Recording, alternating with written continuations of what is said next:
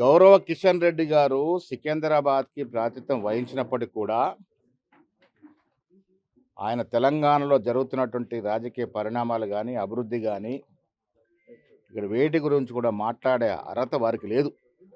కారణం ఏంటంటే వారు కేంద్ర మంత్రిగా ఉండి 2 ఏళ్లుగా తెలంగాణని ఏ రకంగానూ పట్టించుకోలేదు. పట్టించుకోవడం పోగా వస్తున్నటువంటి కేంద్రం నుంచి రావాల్సినటువంటి ప్రాజెక్టు కూడా అడ్డుకున్నటువంటి పరిస్థితి కిషన్ రెడ్డి గారిది. అది మెట్రో కావచ్చు, మూసీ నదికి ప్రక్షాళనకి నిధులు కావచ్చు, 4వ సిటీకి రావాల్సిన నిధులు కావచ్చు, ఇతరత్ర కార్యక్రమాలు ఏవైనా ఒక కేంద్ర మంత్రిగా తెలంగాణ నుంచి ప్రాతినిధ్యం వహిస్తూ తెలంగాణ మీద పెట్టాల్సినటువంటి శ్రద్ధ ప్రేమ పెట్టలేదు.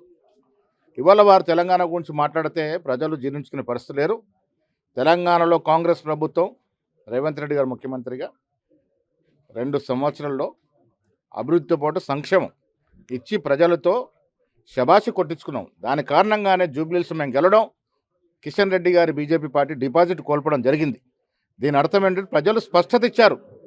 బీజేపీకి రాష్ట్రం గురించి మాట్లాడే అర్హత కానీ ఇక్కడ రాజకీయాలు చేసే పని కానీ లేదనే మాట. జూబ్లీహిల్స్ ఎన్నికల ద్వారా 2 సంవత్సరాలుగా కాంగ్రెస్ ప్రభుత్వం ఇస్తున్నటువంటి అభివృద్ధి సంక్షేమ ఫలాలు ప్రజలకు అందుతున్నాయి. ప్రజలు సంతోషంగా ఉన్నారనే మాట జూబ్లీహిల్స్ ఎన్నిక ద్వారా స్పష్టం చేశారు. టీఆర్ఎస్ను ఓడించారు. బీజేపీ పార్టీ కనీసం డిపాజిట్ ఇవ్వలేదంటే ఇక కిషన్ రెడ్డి గారు అందులోనూ వారి నియోజకవర్గంలో ఉన్నటువంటి అసెంబ్లీలో డిపాజిట్ పోయిందంటే వారు తెలంగాణ గురించి మాట్లాడే అర్హత హక్కు లేదని నేను అంటాను. గౌరవ మంత్రిగా ఉండి కూడా రాష్ట్రానికి రావాల్సిన నిధులు కానీ విధులను ఎక్కడ తీసుకొచ్చినటువంటి పరిస్థితి లేదు. ఇవాళ గ్లోబల్ సమ్మిట్ గర్వంగా జరుపుకుంటా ఉన్నాం.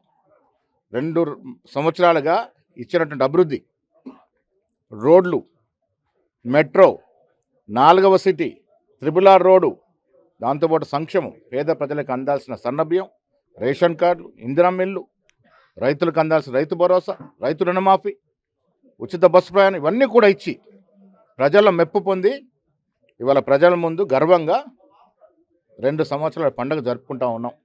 గ్లోబల్ సమ్మిట్ ద్వారా ప్రపంచ దేశాలు మన దేశంలో ఇతర రాష్ట్రాలు మన వైపు చూసుకునే విధంగా ఒక గర్వకారణమైన ఈవెంట్ రేపు జరగబోతా ఉంది. అరకొర నిధులు కేసీఆర్ గారి నిర్వాహకం వల్ల 8 లక్షల కోట్ల అప్పుతో మాకు రాష్ట్రాన్ని ఇస్తే అప్పుకు వడ్డీ అసలు కడుతూ కూడా మేమిచ్చినటువంటి 6 గ్యారెంటీలు కానీ ఇతర హామీలు కానీ దాంట్లో 80% పైగా అంశాల్లో ఇవాళ మేము ఉత్తీర్ణ సాధించాం, ప్రజలకు ఇచ్చాం.